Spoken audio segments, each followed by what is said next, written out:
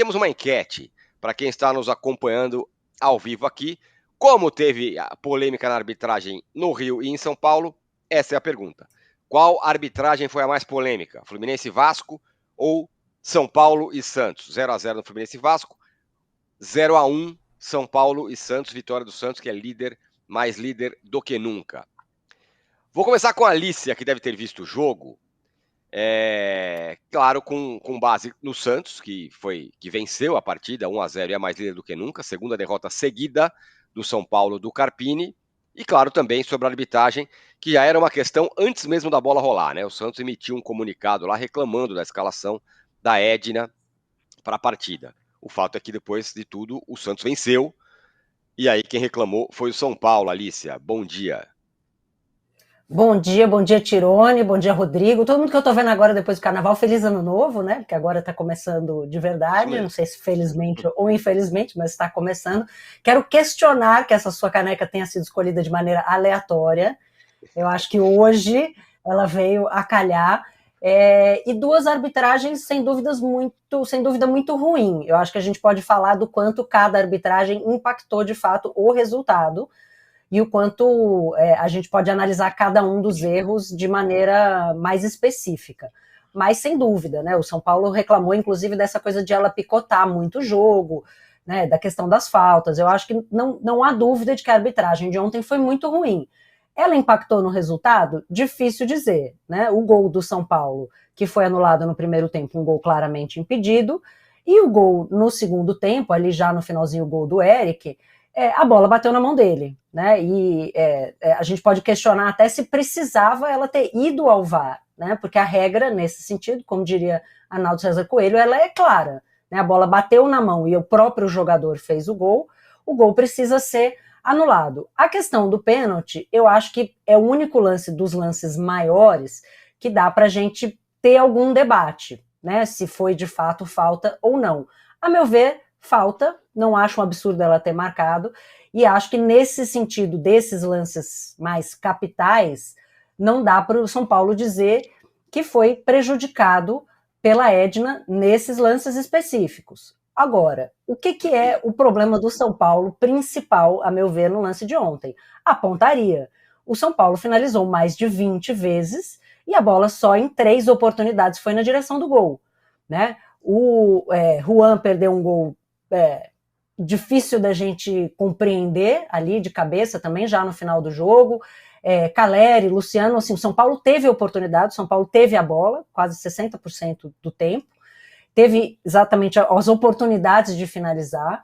No primeiro tempo, teve algumas oportunidades oferecidas, inclusive pelo próprio Santos, né? O João Paulo talvez tenha levado mais perigo ao gol do Santos do que o próprio São Paulo ali no início do jogo, mas não conseguiu aproveitar. Então, entendo a frustração com a arbitragem, e essa frustração ela deve ser de todos nós, tanto com a arbitragem da Edna em São Paulo, quanto a arbitragem do Bruno no Rio, porque ela diz muito sobre o futebol brasileiro. Eu acho que a gente, né, pode falar sobre isso de maneira mais ampla, mas especificamente sobre o jogo, o que deve preocupar o São Paulo é essa questão de não conseguir ser eficiente no ataque. Né, o São Paulo conseguiu fazer isso no início aí do trabalho do Carpini, que obviamente ainda está no início, né? São 4 vitórias e agora 2 derrotas, conseguir ter a bola, conseguir ter a oportunidade de finalizar e não concretizar isso em gol. E o Santos fez um pouco do seu jogo ali, né? Um primeiro tempo muito ruim, dos dois lados, truncado, sem grandes chances, mas o Santos trabalhando com um elenco um pouco mais limitado, conseguiu no segundo tempo, com as alterações feitas pelo Carille, de colocar, inclusive o Morales, que depois faz o gol de pênalti no jogo, para dar uma velocidade, para conseguir o Santos ficar um pouquinho mais vertical, um pouquinho mais agressivo, e depois consegue segurar o resultado, né? Consegue ficar ali mais fechadinho, recua bastante, né? Sobe bastante, desce bastante, e com isso traz o São Paulo consigo, né? Traz o perigo, mas se segura, e eu acho que o Eric entrou tarde, o Ferreirinha talvez tenha entrado tarde também, o Carpini talvez pudesse ter feito algumas dessas alterações antes, lembrando que ele precisou lidar com a saída inesperada, né, a nem entrada do Moreira ali no aquecimento e improvisar o Bobadilla pela direita, que eu acho que até fez um bom papel, fez 2 cruzamentos ali que acabaram não resultando em gol. Mas, para mim, o principal problema do São Paulo, mais do que o VAR, mais do que a Edna, foi a sua incapacidade de finalizar bem no gol. E o Santos vai muito bem, obrigado, já está classificado para as quartas de final. Quem diria, ali tentando segurar a empolgação com conversas de título e tudo mais, para um time que nas últimas oportunidades vinha brigando para não cair. Então, o Santos fez o seu, uma grande vitória desde 2020, não vencia o São Paulo no Morumbis e acabou com uma invencibilidade de 10 jogos do Tricolor na sua casa. Então, muito bom para o Santos, mas não dá para a gente realmente ignorar o fato de que a arbitragem atrapalhou o correr do jogo. Rodrigo, primeiro pode falar sobre a arbitragem e também sobre o jogo. Você acha que tem muita choradeira do São Paulo e pouca efetividade nessa reclamação sobre a arbitragem? Lembrando que a Edna já entrou absolutamente pressionada porque o Santos emitiu uma nota lá falando que era contra a escalação dela no jogo. E aí eu estava no jogo, ela claramente estava bastante nervosa, então picotou o jogo, foram 14 minutos que a bola não rolou simplesmente, né? Entre paralisação, entre não sei o que, e VAR, tarará. E ela estava, me parecia, bastante pressionada. Independentemente disso, você acha que teve muita choradeira, mais choradeira e menos futebol do São Paulo? Bom dia, Tirone, bom dia, Alicia. Eu acho que, assim, primeiro, a contribuição dos clubes para a arbitragem é sempre negativa, né? No Rio e em São Paulo, os clubes parece que eles querem melhorar, mas na verdade eles só pioram o problema. Então essa coisa do Santos fazer nota antes do jogo e o São Paulo reclamar depois não contribuíram em nada, pressionou a Edna. Eu acho que ela fez uma arbitragem ruim, mas concordo com a Alice, ela não errou nos momentos decisivos, quer dizer, os 3 lances ali, o pênalti você pode até ter uma discussão, mas no final das contas o Wellington deu um carrinho que derruba o Otero, né? Pelo menos na minha visão, não é um pênalti bem marcável. E eu acho engraçado essa caneca do Rage Against VAR. Ontem o VAR salvou a Edna, porque inclusive teve uma mão ali do Eric que ela não tinha visto inicialmente, né? É uma coisa meio ludismo, hein, o Tirone, que é aquela coisa dos tecelões querendo quebrar as máquinas da Revolução Industrial. Só que o nosso movimento é o arnaldismo, né? Que é tentar destruir a máquina como se ela fosse culpada pela má operação dela, digamos assim.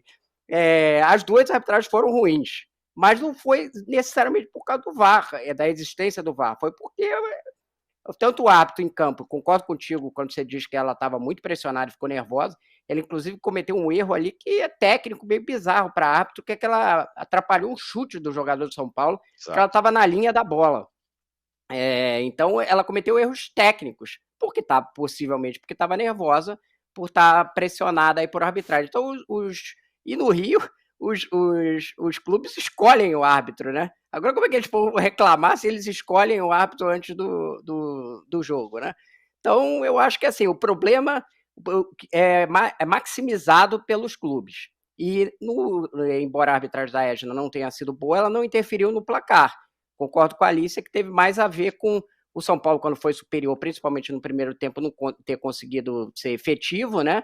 E o time do Carille se defende muito bem, né? Melhor defesa do campeonato aí do lado do Palmeiras, sendo que o Santos jogou mais jogos. Então tem um mérito ali santista, quando teve a chance, conseguindo nessa arrancada ali do Otero, que o Wellington acaba cometendo o pênalti, faz o gol com o Morelos, e o São Paulo não foi efetivo, não funcionou, né? A escalação do Carpini, sem o Rato e sem o Luciano, essa tentativa de 2 centroavantes ali, eu entendi que não deu muito certo. Mas eu acho que não dá para botar a culpa no VAR nessa não, apesar da arbitragem ter sido ruim. Vamos ver o que o Casares falou depois do jogo. Lembrando, né, o Santos emitiu uma nota antes do jogo, reclamando da escalação da Edna, e o Casares reclamou depois do jogo da atuação da arbitragem. Vamos ver. Não temos o hábito de reclamar de arbitragem. Dificilmente eu coloco minha opinião, a instituição coloca minha opinião, a não ser em questões fundamentais. A arbitragem hoje se mostrou insegura, picotou o jogo, foi desproporcionalmente marcou faltas a favor do adversário, em relação ao São Paulo. Eu não vou discutir os lances capitais, o Mar chamou. Para mim, o pênalti foi rigoroso demais, mas a arbitragem, inclusive, prejudicou mal posicionado, até porque tinha um lance com o Pablo de frente com o gol. A arbitragem posicionada. Então a gente lamenta, acho que uma nota antes do jogo remete ao futebol antigo, né? A federação precisa preparar os árbitros psicologicamente. Não é uma nota, se subir a nota, tudo fazem nota, coloca a nota na imprensa e desestabiliza o árbitro. Eu acho profundamente lamentável a atuação de hoje. Até 10 minutos foi pouco. Não teve jogo, a bola parava toda hora e nós lamentamos. Então não é o hábito, não é um choro pelo resultado, não é pelo resultado da partida, mas nós temos que preparar os árbitros para que eles psicologicamente entrem em campo sem influência de uma nota. Essa questão de nota, esse jogo é uma coisa antiga no futebol. Mas eu vim aqui com serenidade dizer que nós lamentamos profundamente a arbitragem de hoje. Ela não deixou a bola rolar. Muito bem, curioso que ele fala, não, eu não gosto de falar da arbitragem, fica 5 minutos falando dos problemas da arbitragem, mas tocou no ponto que não, a federação tem que olhar sobre isso e blá blá blá, enfim, aquela reclamação, como disse o Rodrigo, que todo clube faz, ou quando acha que é prejudicado, ou antes, né, foi o que aconteceu ontem. Agora, independentemente disso, e você, a Alicia falou, não foi por isso que o São Paulo perdeu, mas sim pela falta de pontaria, tem outras questões importantes que dá para falar sobre o São Paulo. Assim como a gente pode falar que o Santos se remontou rapidamente depois da queda para a Série B, montando um time interessante e competitivo, cascudo, né? Ganhou do São Paulo no Morumbi com quase 46 mil pessoas na chuva e tal. Do São Paulo, teve uma questão muito importante, que acho que ajudou a começar a ficar difícil para o São Paulo. O Moreira se machucou no aquecimento. E aí eu vou lembrar dos jogadores. Tem o Moreira, tem o Lucas, tem o Rafinha, tem o Igor Vinícius, tem o Rato. O São Paulo tem 1 mês e pouco de temporada e tem 5 jogadores com lesões musculares. E o Carpini terminou o jogo de ontem sem fazer as 5 substituições. Será que ainda falta equalizar um pouco mais? Por exemplo, será que era para ter jogado com o time titular contra a Ponte Preta no fim de semana em Campinas? O São Paulo está perdendo jogadores. E é um problema histórico do São Paulo, né? O São Paulo teve momentos na sua temporada, nas temporadas recentes, de ter mais de 10 jogadores, né, no DM, enfim, de ter, claro, o São Paulo teve uma temporada de má fase, de má sorte, de ter jogadores aí, não sei quantas lesões de tornozelo ao mesmo tempo, tem uma questão assim também, mas essa gestão de elenco é muito necessária no Brasil. E aí a gente volta numa discussão que a gente teve, né, semana passada, sobre o Abel Ferreira, que ele sempre reclama do calendário e tal. O Abel é um cara que roda muito o elenco. E não faz isso para fazer teste, para entender como é que ele vai poder jogar. Faz isso porque é necessário. Né? A gente está falando de gramados ruins, de viagens, isso porque a gente está falando ainda de estadual, né? São viagens curtas, mas a gente está falando de gramados ruins, de início de temporada em que os jogadores ainda não estão no auge do seu preparo físico e de um jogo a cada 3 dias. Então não dá para jogar com o time titular quarta e domingo. O futebol brasileiro não permite. Então essa rodagem de elenco ela é absolutamente necessária. Eu entendo que o Carpini tem tão pouco tempo de trabalho no São Paulo que ele mal tem fechado na cabeça dele qual é o time titular, né? Qual é o time que ele vai usar como time principal. Mas não dá no futebol brasileiro hoje para você usar seu time titular quarta e domingo e não fazer as 5 substituições. Não dá. Né? É preciso priorizar, é preciso decidir o que é mais importante. E, a meu ver, obviamente, o jogo contra a Ponte era um jogo menos importante. Né? E aí ele usa o time principal e perde o jogo. Aí é o pior cenário, né? Porque nem sequer dá para dizer que valeu a pena. Então, você ter 5 jogadores com lesão muscular no dia 14, 15 de fevereiro tem um problema, eu acho que precisa ser olhado na questão da fisiologia e do preparo físico, e tem uma questão da parte técnica das opções feitas pela comissão de não rodar esse elenco, né? Então, com jogadores que já têm um pouco desse histórico, né? Então, você tem um elenco bom de substituição, um elenco como o do São Paulo, em que você faz as trocas, você coloca o time reserva, né, alguns jogadores reservas e o nível não cai tanto, mas também não é um elenco, né, tão, como dizem os gringos, tão profundo assim, né, que você perde um Rafinha, perde um Lucas, perde o Moreira, perde o Wellington Rato, e você não tem peças, né, para substituir a altura. Então, essa rodagem de elenco, o Carpini vai precisar aprender a fazer. Não sei exatamente qual é o pensamento dele por trás de não ter feito essas 5 substituições, mas além da questão muscular, o São Paulo não estava bem no jogo, né? Então não era só uma questão de rodar o elenco porque precisava fisicamente. Tecnicamente o time não estava bem.